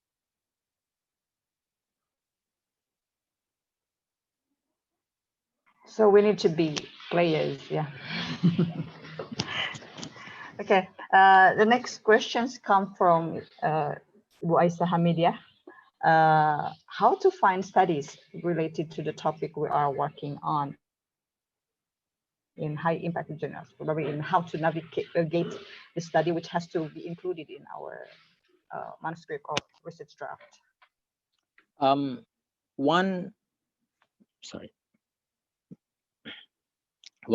electronic source that you want to use is Scopus website. So most likely, so far, some fellows in our country access Scopus just to find author, right? I want to see, I want to check Budina's Scopus ID. And that's the only time we go to scopus.com, right? And that's way too pity, because Scopus has a lot of resources that you can make base use of for free. One of which is getting the right appropriate papers. Of course, when it comes to downloading the papers, it depends on the journal, right? If the journals are open access, you can download all the materials for free. If the journals are not open access, then you have to pay for each paper you want to download. But you can use scopus.com to find the most relevant, the most recent, right, research authored by key players or people around the world. And I can assure you that Scopus is one of those databases, one of those companies working the publishing industry that has a good reputation. And so even though I have spotted some journals that are quite, let's say, naughty, right?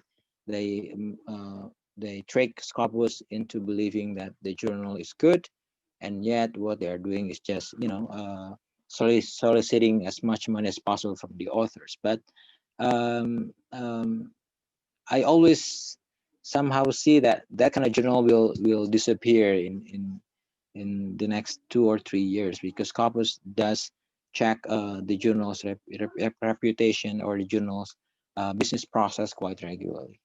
And so Scopus.com is one rich and free electronic source that you can use to find relevant sources for your research. I guess that's answer Bu Aisyah Media's questions, and then go to the next questions from Hayati Nufus from Primagraha University.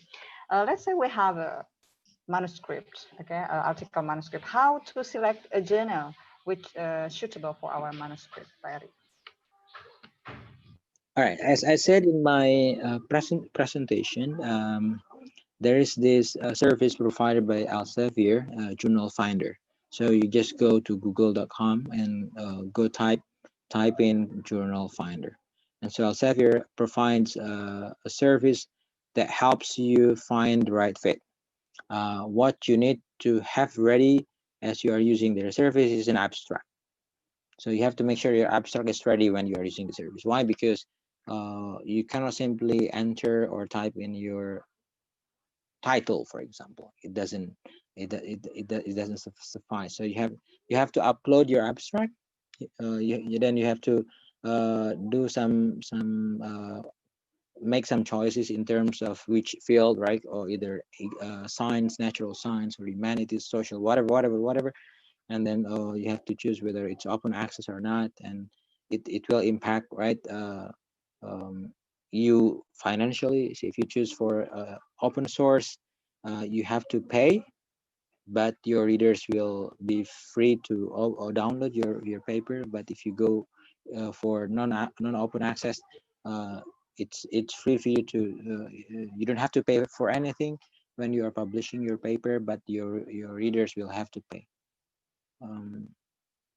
And so Journal Finder is one good tool to check. I have my own personal style, though I don't know whether it will be a good fit for everyone. So I'm a Kappa person. Maybe Dina is also aware of that.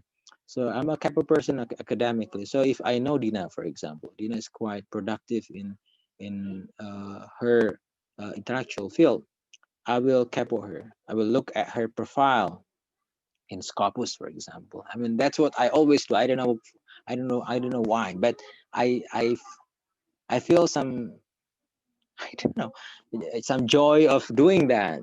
Uh, so I just want to know how productive my people around me, so that I can be as productive as they are.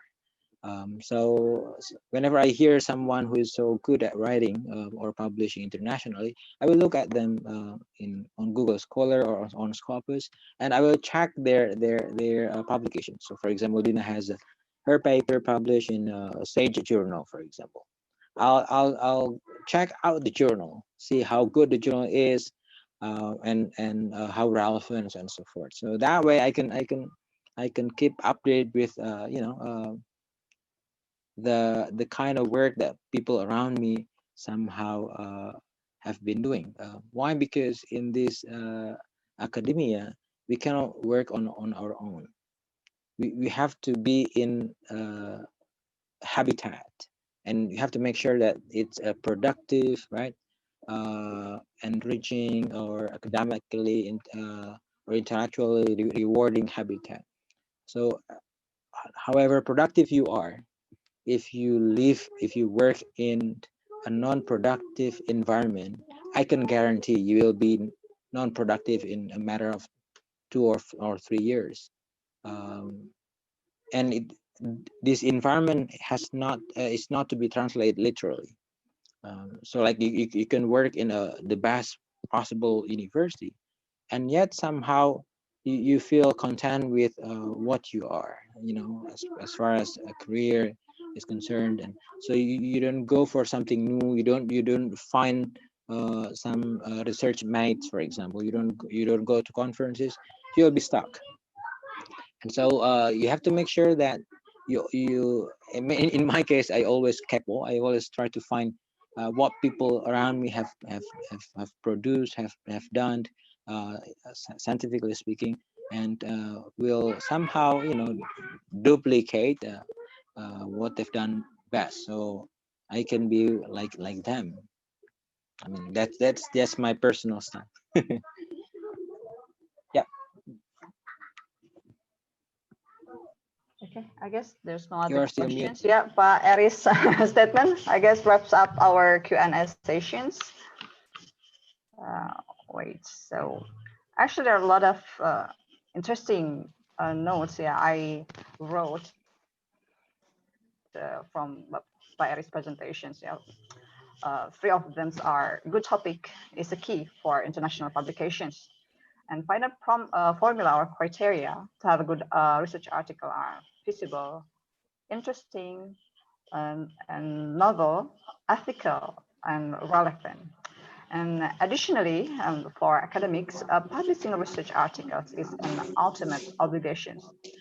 Keep reading and writing. A very strong statement from Pak Eri.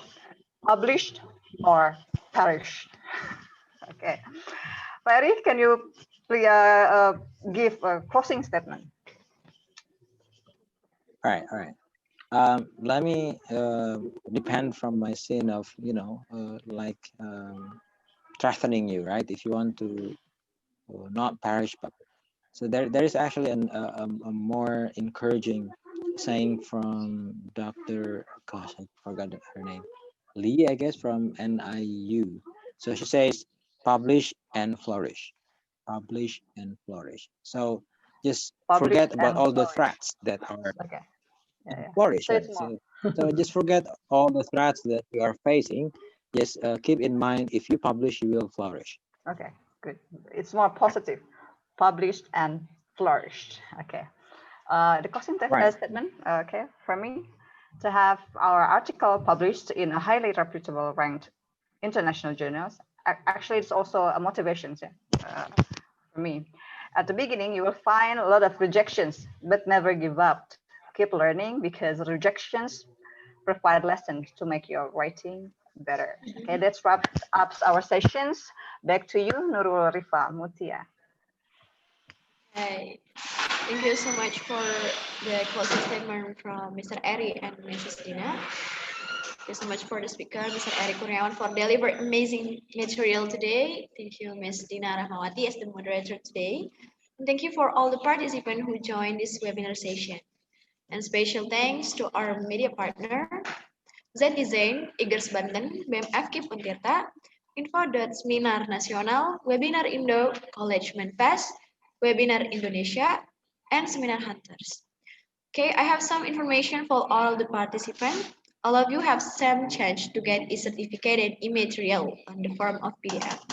In condition, you have done this following step. 1. Make sure that all of you have been registered. 2. Follow Instagram info ESA Untirta and subscribe ESA Untirta YouTube channel. 3. Make sure that all of you have done the payment for having English Indonesia e-certificate. E-certificate in Indonesian language is free. Untuk pembayaran bisa via OVO atau rekening bank yang telah diinformasikan di grup peserta webinar. Number 4, filling out the exit form which is provided by us for getting the e-certificate. And e-certificate e-material won't be instantly owned by the participant. All participant could wait maximal a week for getting them. We hope all participants could be patient for wait the certificate. And all right, I think everything was clear. Before we leave the webinar room, please turn on your video feature because we want to keep this as memories. I want to screenshot this webinar session. Okay, everyone, turn on the video.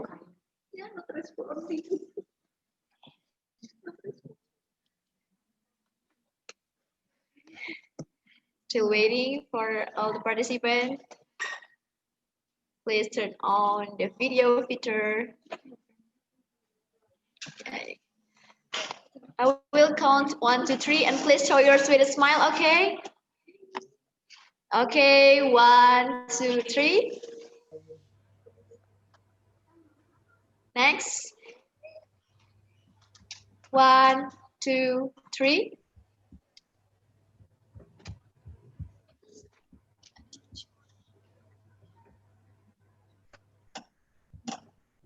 Okay, wait.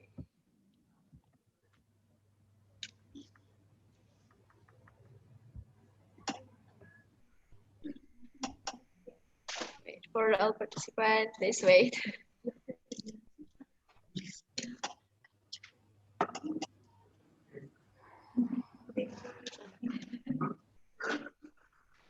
Sorry, there are some errors. Please wait.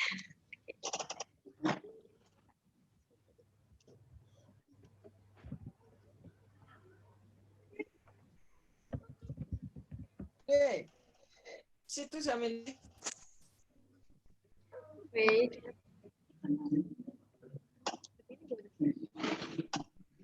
Fotografernya belum datang ya, Ro. Sebentar, Pak. Mana ada jurusnya?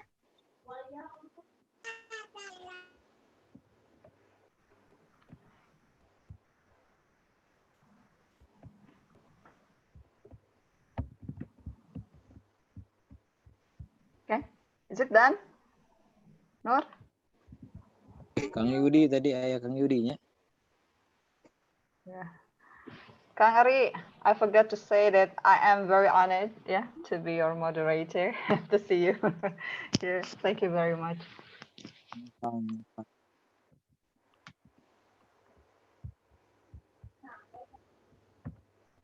Oh, gagah ya, Kang.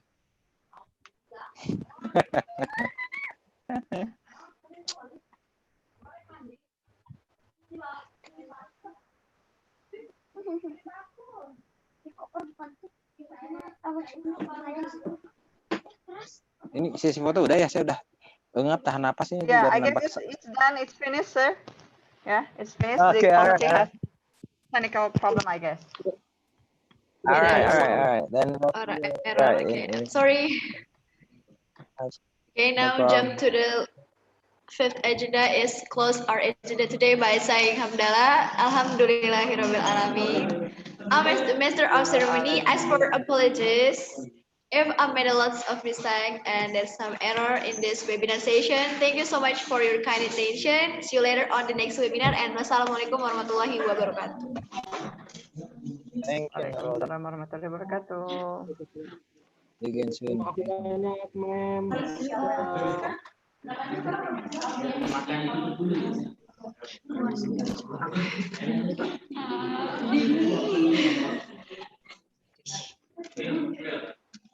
Thank you everyone. Isi Rama ikut.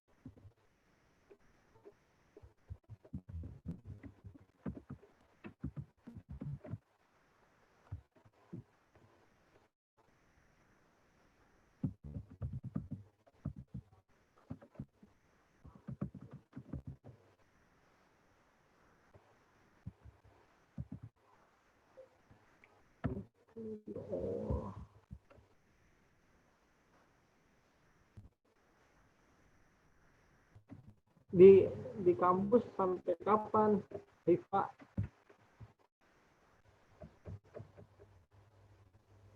Sampai selesai bro ini hari ini.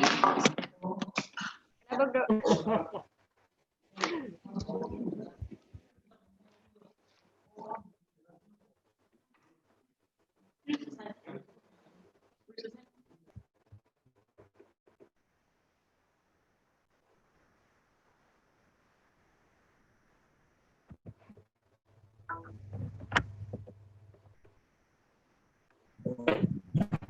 Saya izin meninggalkan ruang meeting duluan ya. Rita dan teman-teman yang lainnya yang lagi di kampus.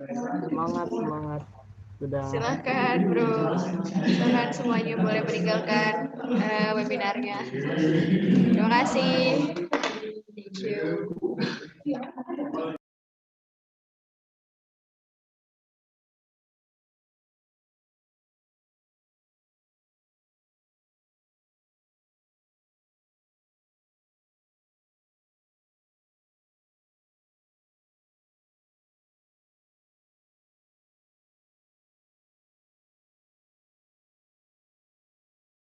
Thank you.